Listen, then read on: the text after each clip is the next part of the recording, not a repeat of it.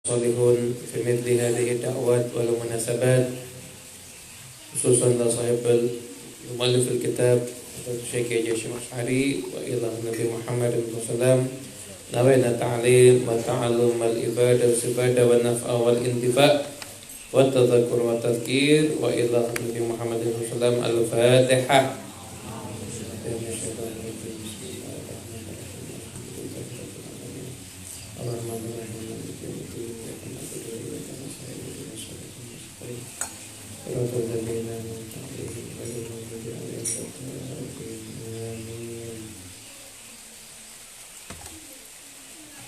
Assalamualaikum warahmatullahi wabarakatuh.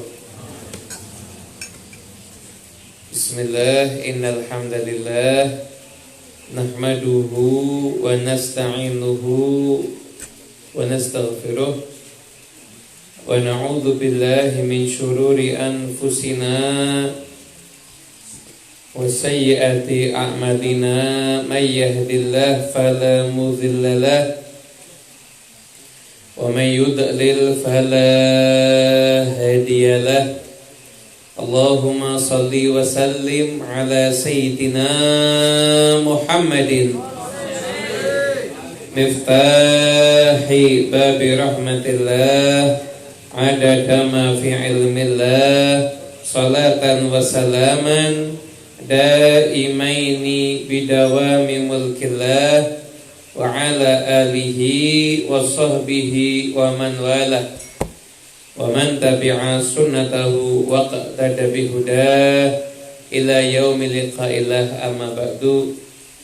Kami hormati yang kami muliakan guru kita semuanya Al-Habib Ja'far Al-Hadar dan keluarga besar dari Pendopo Basaudan, semua yang hadir insyaallah.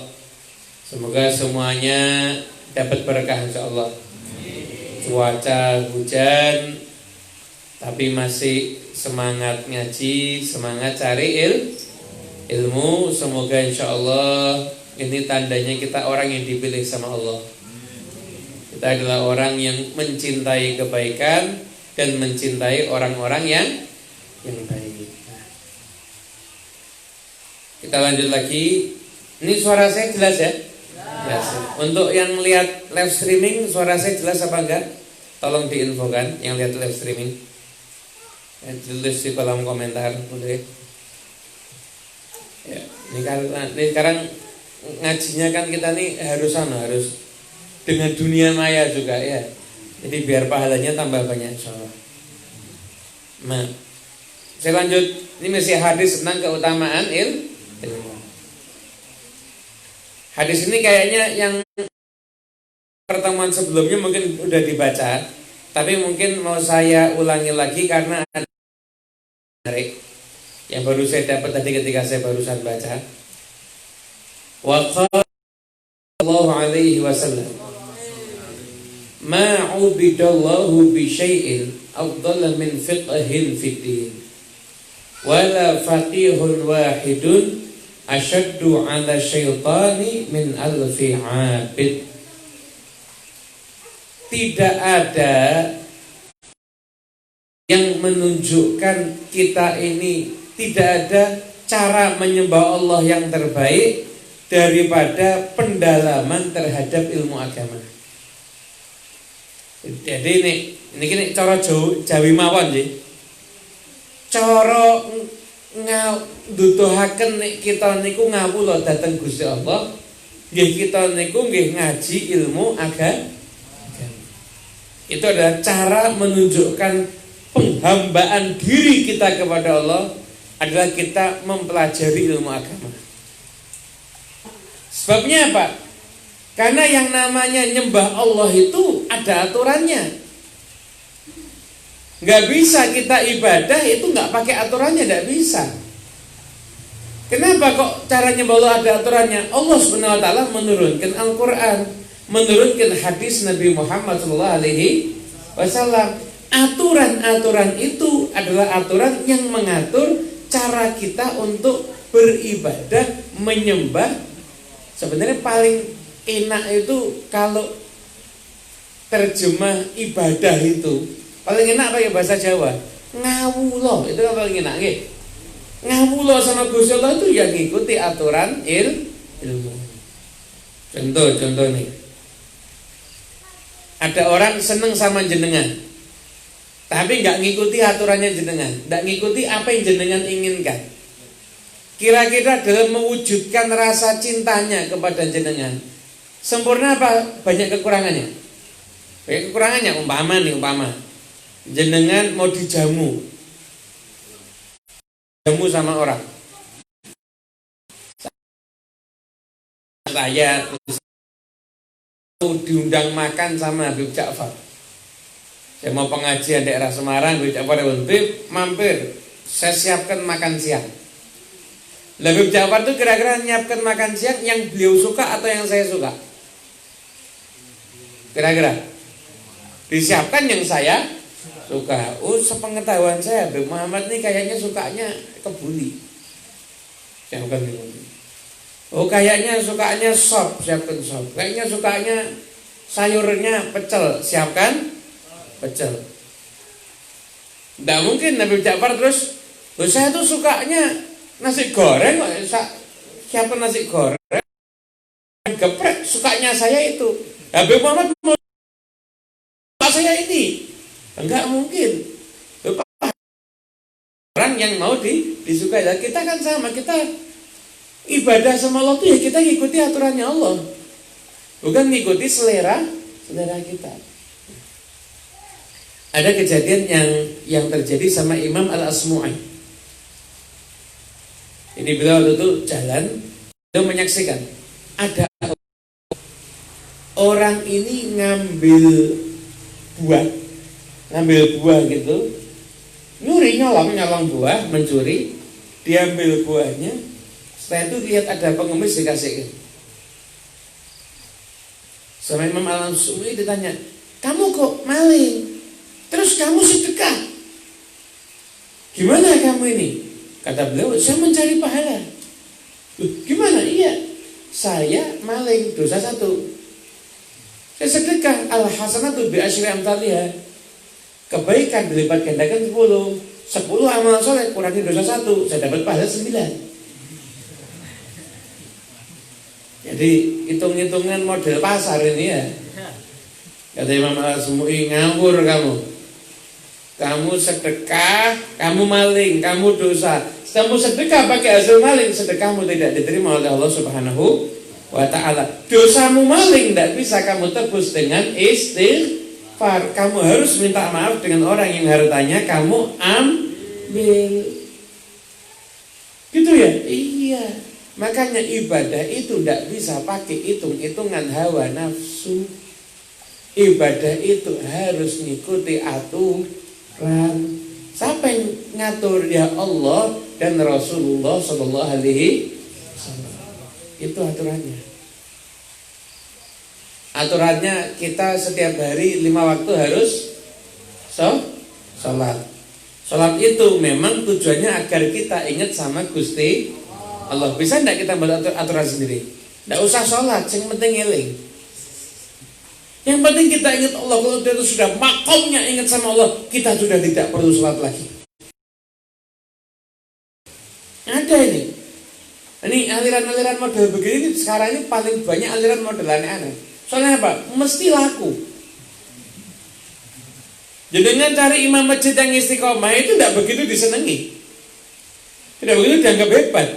Tapi kalau ada orang bawa aliran model macam-macam, masya Allah, tamunya itu pasti akeh. Tamunya yang datang itu pasti banyak. Saking orang tuh senengnya sama model unik-unik. Ada yang bilang begitu, tidak usah ibadah, yang penting itu ingat sama Allah SWT. Ya salah. Jadi kita ini harus mengikuti aturannya Allah. Lalu Kanjeng Nabi itu orang yang paling ingat sama Allah. Beliau itu tetap mengerjakan sholat. Gitu. Saya dipahami ya? Nah, jadi Allah itu disembah, cara yang paling bagus adalah dengan kita mendalami ilmu agama. Apa sih gunanya diturunkan Al-Quran? Apa cuma dijadikan agar ada bahan untuk lomba MTQ. Itu gunanya diturunkan Al-Quran. Atau biar ada qori yang baca dengan enak, nanti direkam, dijual, kita dengarkan kalau mau tidur. Enggak kan? Tujuan diturunkan Al-Quran itu adalah yang mengatur kehidupan kita. Apa sih tujuannya Nabi Muhammad menyampaikan hadis? Hanya untuk bahan apalan? Enggak. Tujuannya Nabi Muhammad menyampaikan hadis adalah agar hadis-hadis itu bisa menjadi pedoman dalam kehidupan kita semuanya. Jadi ya tujuannya untuk dipahami, untuk dikaji. Dan melalui aturan-aturan itulah nanti kita menjadi orang yang kita ini akan benar-benar bisa menyembah Allah Subhanahu wa taala dengan cara yang paling baik. Coba ini, sekarang ini banyak orang ibadah tapi pakai nafsu. Ibadah tapi pakai nafsu. Ada orang sudah pernah berangkat haji. Pernah berangkat haji. Setelah itu dia punya duit lagi. Duitnya ini yang mau digunakan untuk haji. Dan untuk misalkan samping rumahnya ada pondok. Pondoknya misalkan kena hujan, akhirnya atapnya bocor, hancur-hancuran. Ini duit berangkat haji lagi sama untuk nyumbang pondok. Bagus mana? Nyumbang pondok. Kenyataannya orang lebih milih mana? Naik haji. Yang lebih menunjukkan kalau dia menghambakan diri sama Allah apa? Hajinya atau nyumbangnya dia ke pondok pesantren? Nyumbangnya dia ke pondok pesantren. Yang lebih langgeng pahalanya yang mana? Nyumbangnya dia ke pondok pesantren. Ini orang punya duit ya, nyumbangnya dia ke pondok pesantren. Kenapa? Karena kalau dia nyumbang ke pondok pesantren, long haji dia sudah pernah, kewajiban sudah ditunaikan. Ada pondok yang ini lebih membutuhkan, di situ ada santri. Itu jadi kita harus istilahnya pakai ilmu, nggak bisa sekarang gini. Kalau kita nggak pakai ilmu nggak bisa. Maka kita harus jangan keluar daripada konon ilmu yang sahih. Edisi minum jahe dulu.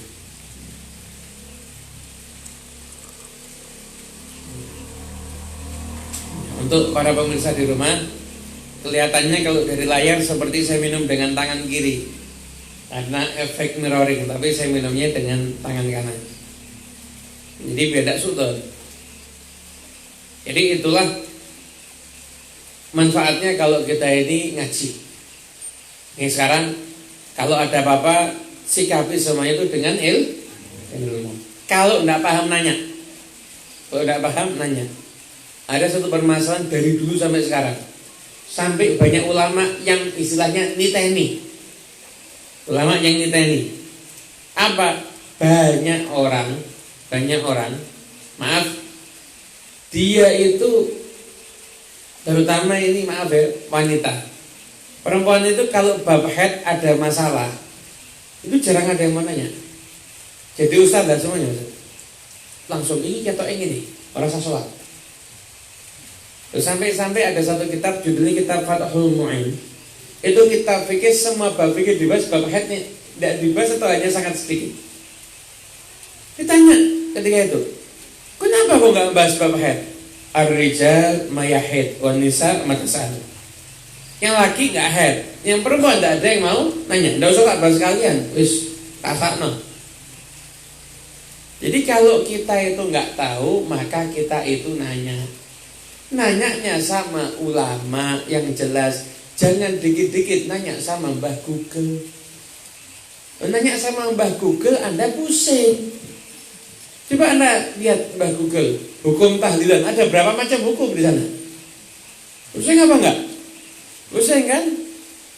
Nanya sama ulama juga pusing. Ulama itu pendapatnya macam-macam. Saya kasih tahu nih, ini taran leksi. Ada namanya ulama besar, dimakamkan di Empang Bogor. Ahmad Empang. Jadi masyarakat sekitarnya tahu kalau ini Habib luar biasa. Habib Abdullah bin Muhsin Al-Attas. Lo ngajarin, kalau ada permasalahan ulama beda-beda, kamu lihat pendapatnya ulama yang dulu-dulu. Dan pendapatnya ulama yang dulu, kamu merujuk ke sana. Jangan bingung sama yang baru-baru, tapi kamu lihat pendapat ulama yang dulu, kamu merujuk ke sana. Insya Allah akrab ila shawab. Insya Allah itu yang lebih mendekati kebenaran. Begitu. Jadi lihat pendapat ulama dulu. Orang dulu gimana sih amalkan itu? Ya kita ikuti pendapatnya ulama dulu. Contoh nih. Misalkan ada permasalahan. Kunut boleh apa enggak? Kunut boleh atau tidak? Anda lihat ulama yang dulu. Ada enggak ulama yang mengharamkan kunut? Tidak ada. Yang ada hanya satu mengatakan sunnah, satu mengatakan tidak sunnah. Itu aja.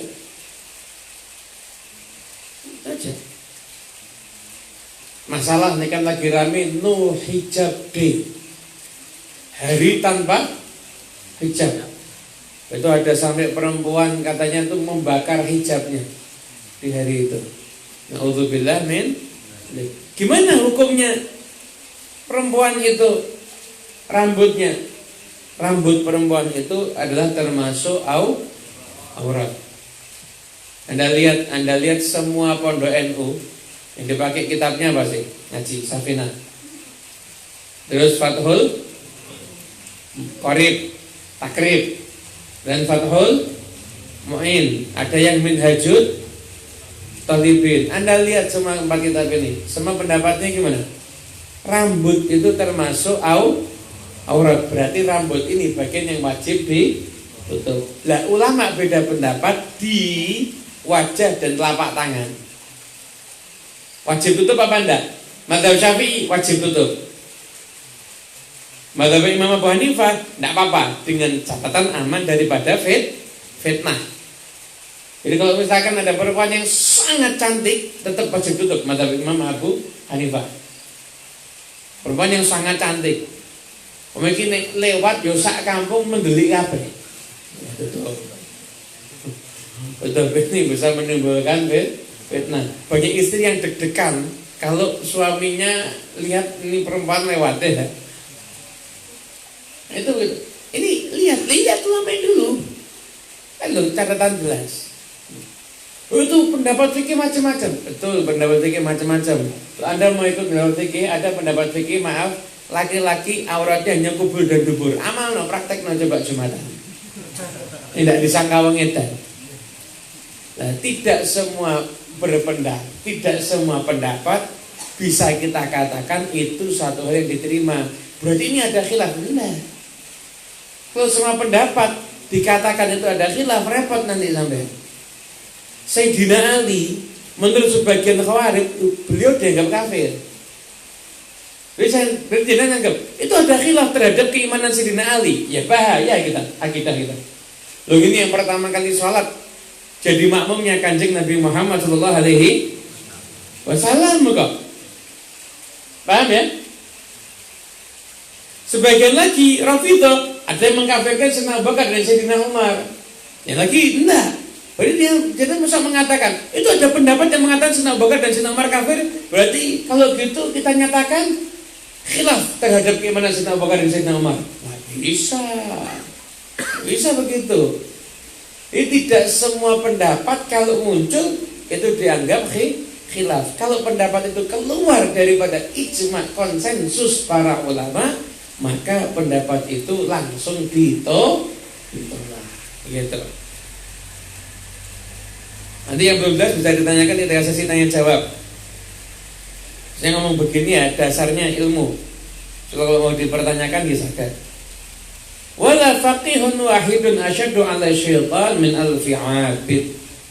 Sesungguhnya satu orang yang berilmu itu lebih berat setan untuk menggoda dibandingin 1000 ahli ibadah. Satu orang yang berilmu nih lebih berat setan goda dibanding 1000 ahli ibadah.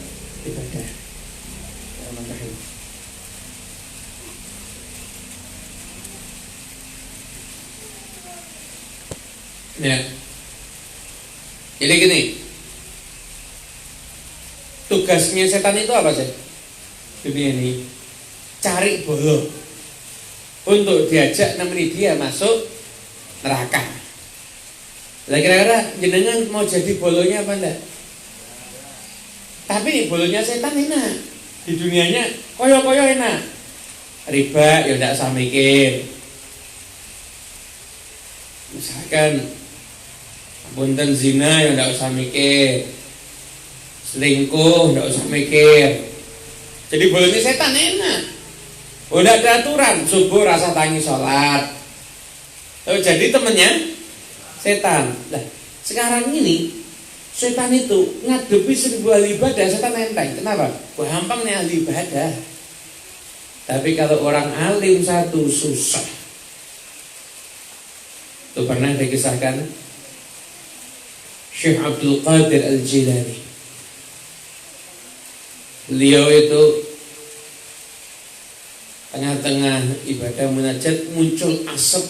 Satu ada suara, Abdul Qadir, di hari ini semua yang aku haramkan kepadamu sekarang telah aku halalkan. Silahkan kamu berbuat sesuka kamu. Syekh Abdul Jilani, ikhsa ya lail, nyingkir kamu ya yang tertutup. Kaget, kok kamu tahu kalau saya setan? Saya sudah menyesatkan sekian ribu ahli ibadah dengan cara semacam ini. Semua berhasil, cuma kamu yang tidak berhasil. Nah, kenapa? Karena punya ilmu. Dan Nabi Muhammad aja sampai akhir hayatnya tidak mendapatkan seperti itu kok. Tidak ada yang terbebas daripada kewajiban syariat. Tidak ada yang terbebas daripada kewajiban syariat, gak ada. Sampai kapanpun juga kita ngikuti syariatnya Nabi Muhammad Sallallahu Alaihi Wasallam. Makanya biar kita ini selamat dunia akhirat, ayo monggo sing sregep ngaji. Kenapa? Karena kalau orang itu sudah ngaji, nanti bisa ibadahnya itu diukur dengan ilmu, bukan sekedar hanya dengan hawa nafsu. Repot kalau ibadah udah diukur dengan hawa nafsu, itu bahaya. Ibadah sudah diukur dengan hawa nafsu, itu bahaya. Kenapa? Karena nanti orang itu lama-lama mengukur apapun juga nanti dengan nafsu. Nanya nih. Umpama nih. Ibu-ibu, Bu, halo, masih hidup enggak ibu-ibu? Masih.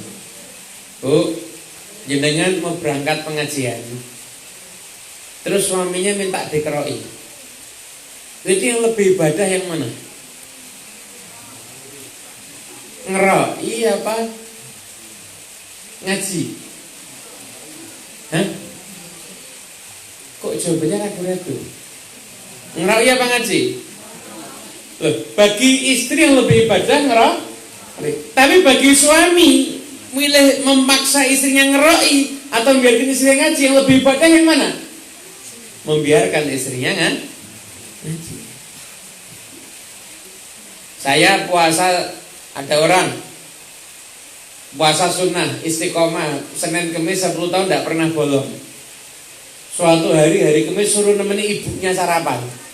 Lebih bagus mana? Nemeni ibu sarapan apa terus melanjutkan puasa? Lebih bagus mana? Istiqomah 10 tahun tuh. Ayo, istiqomah udah 10 tahun. Kalau pamit sama ibunya diizini, bagus mana? Tetap nemeni sarapan apa lanjut puasa? Nemeni sarapan.